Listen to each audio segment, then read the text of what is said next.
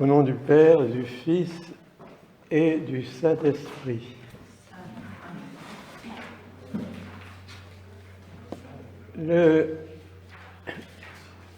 Cécile et moi avons choisi, parce que c'était dans une église protestante, son père étant pasteur, pour notre mariage, on laissait le choix d'un texte de l'Évangile.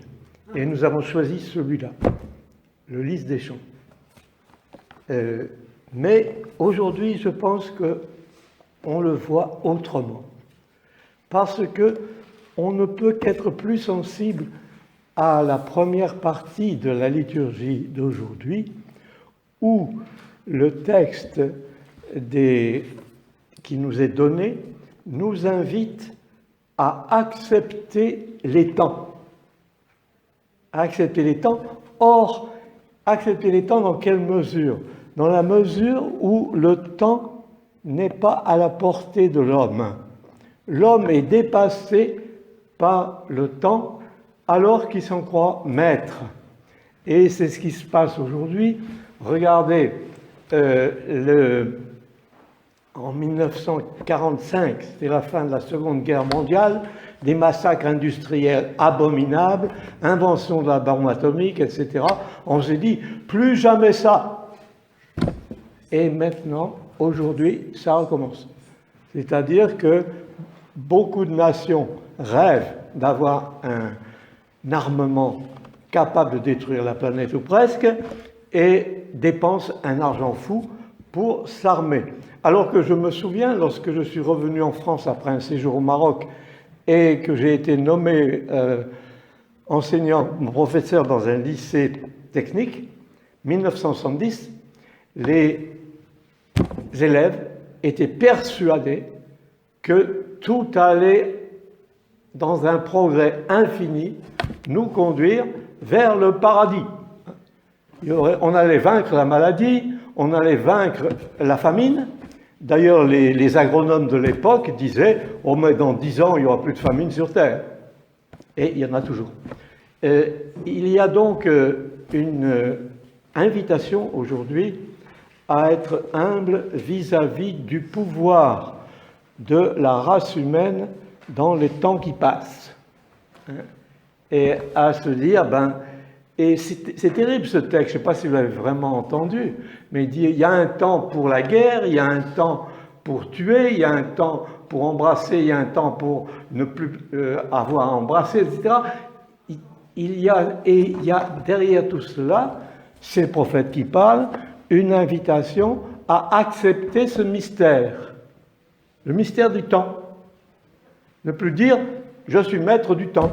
Or, les gens qui disent « je suis maître du temps » maintenant, ce sont aussi bien les gens de l'Occident ou de l'Orient, les gens héritiers des grandes calamités du XXe siècle et qui rêvent de les reprendre. C'est ça qui se passe en ce moment. Et l'évangile d'aujourd'hui nous dit « restez calme ». Restez calme. Et on nous dit aussi, l'Église nous dit, par ailleurs, elle nous dit, si vous voyez des catastrophes arriver, réjouissez-vous. C'est que c'est bientôt la fin de vos supplices, mais supplices justement qui participaient de cette illusion d'un pouvoir de l'homme sur le temps. Illusion qu'on donne à un parti, ou qu'on donne à une idéologie, ou qu'on donne à je ne sais quelle vedette, etc. Et alors à ce moment-là, on est complètement désarmé lorsqu'arrivent des épreuves qu'on croyait avoir dépassées grâce à la science, à la technologie, au pouvoir financier, au pouvoir technologique, des technologies, des techniciens. On croyait avoir vaincu tout ça, et tout à coup, ça revient. Ça revient même sous forme de virus. Voyons-nous. Et qu'est-ce que nous dit l'Évangile? Eh bien, nous dit, restez calme, et n'allez pas vous fier ni à vos gouvernants, ni à ceux qui prétendent créer la grandeur de leur empire ou la grandeur de je ne sais quoi, rechercher le royaume de Dieu et sa justice. Laisser tomber, on pourrait presque dire ça, l'économie, ou la trop grande importance à accorder à l'économie, laisser tomber la carrière, etc. C'est pas ça qui va vous donner le sens de la vie. Le sens de la vie va vous être donné par une ouverture à la vérité qui fait que l'homme est dépassé complètement par tout ce qui se passe dans les temps. Ces temps-là, il y aura la fin des temps, et à la fin des temps, il y aura d'autres cieux et une autre terre, disent les Écritures, d'autres cieux, c'est-à-dire d'autres lois. Les lois passeront, même celles qui paraissent les plus savantes. Et puis, il y aura aussi d'autres cieux, en même temps qu'il y aura une invitation à découvrir le sens de la création. Pourquoi y a-t-il une création? On ne pourrait rien avoir du tout. Pourquoi pas rien? Mais on ne peut répondre à cette question qu'en disant il y a le Créateur.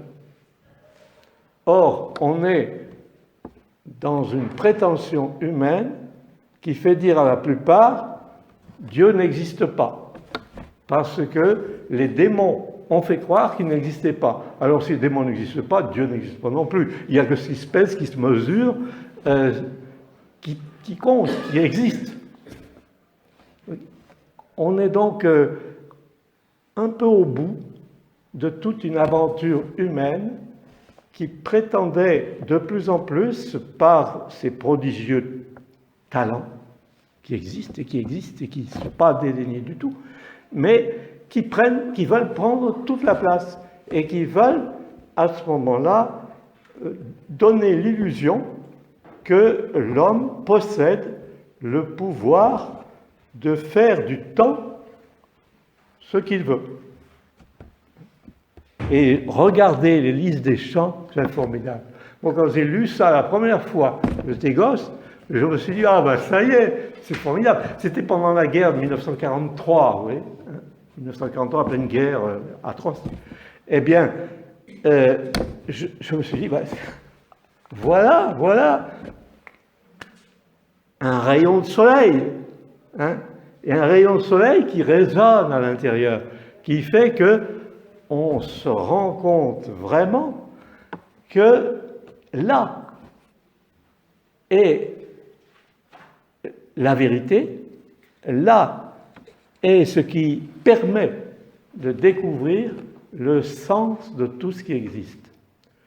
Tout ce qui existe est produit par l'amour de Dieu. Dieu est tout-puissant, il est plénitude. Il pouvait être le tyran tout-puissant, plein de plénitude, un point c'est tout. C'est ce que cherchent certains partis politiques. Mais c'est pas vrai du tout. Pas vrai du tout. C'est pas ça qui nous permet de respirer, si vous voulez, et de trouver que la vie n'est pas absurde. Contrairement à ce que dit Albert Camus, prix Nobel, etc.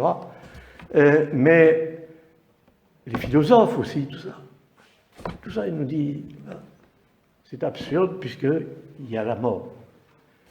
Et si on approfondit les Écritures, si on s'ouvre à la lumière que nous permettent de partager les Écritures, parce que ce sont ces lumières qui font que notre esprit est vivant et qu'il n'est pas famélique, comme ces affamés, là, dont on peut compter les côtes là, lorsqu'ils sont près de mourir de faim, c'est l'état de l'esprit. Si je me mets à croire que l'homme, avec tous ses talents, dispose du temps, dispose du sens de la vie, dispose du progrès, etc. C'est pas ça. Alors, humilité, et où est l'humilité à ce moment-là? L'humilité consiste à se dire, si j'ai des épreuves qui me semblent insurmontables et qui vont aller de pire en pire, réjouissez-vous, dit l'Écriture. C'est-à-dire, il va y avoir ce bouleversement, le bouleversement du retour en gloire du Christ qu'annonce sa résurrection dans un des textes que vous avez entendus et que vous pouvez lire dans les évangiles.